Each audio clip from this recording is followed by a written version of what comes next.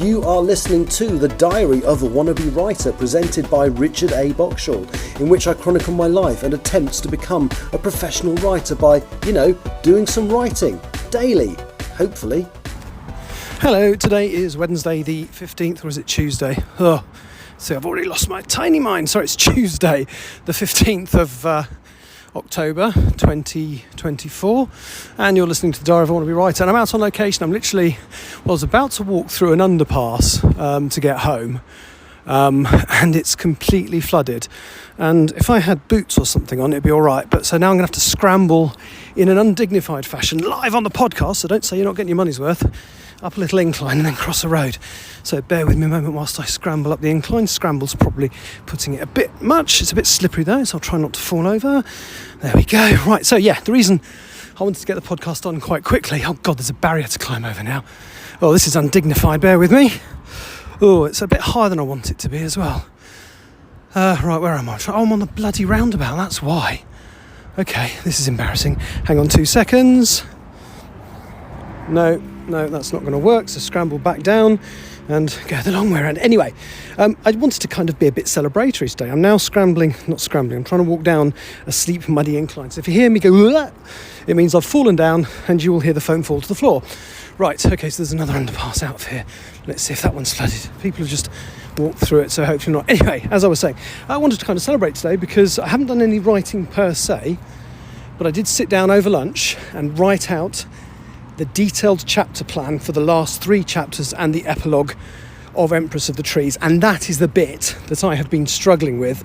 It's the bit I hadn't done. It's the bit that was really preventing me from doing any more writing. No, this underpass isn't flooded, so that's better.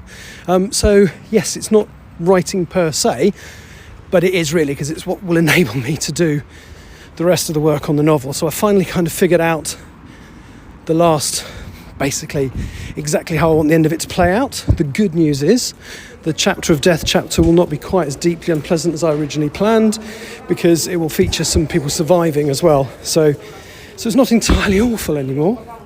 I've got a couple of nice moments in the epilogue. One, I don't know how contrived it is.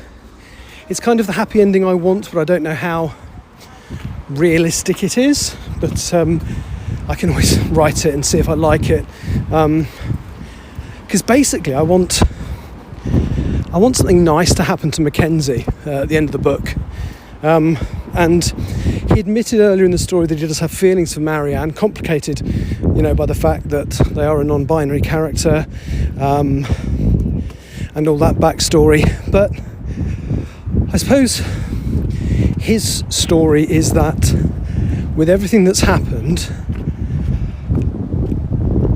he was only worrying about entering a relationship with Marianne because he was worried about what other people would think, because they're effectively a non-binary character, born male but now living as they them, non-binary, using the they them pronoun, should I say. And there was kind of in the back of his head, he was like, oh well, people think I'm gay, and now the world's ended and they are one of the few people that he knows in this world. And he'd come to this realisation before the disaster, otherwise it might look a little bit contrived. So they kind of realised there was something there, a spark, but they never got to express it person to person because he was horrifically injured.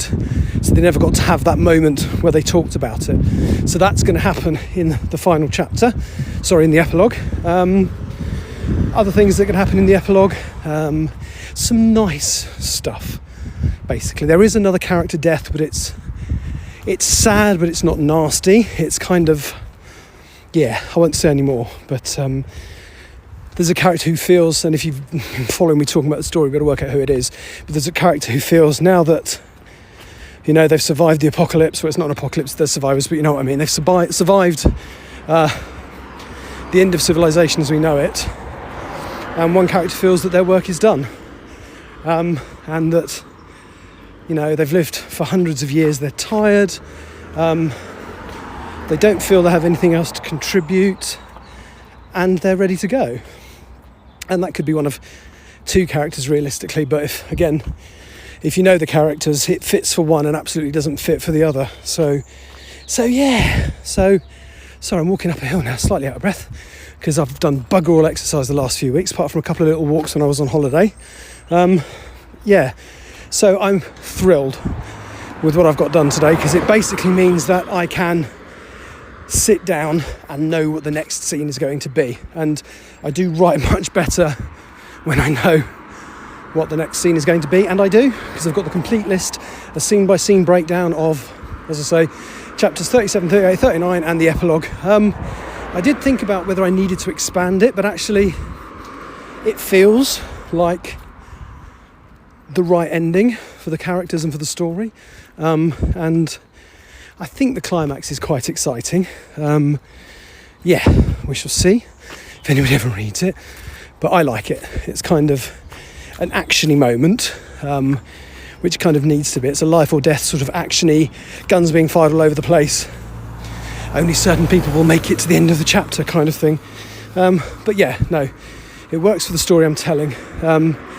Basically, they've got human survival in any form down to a specific thing that needs to happen.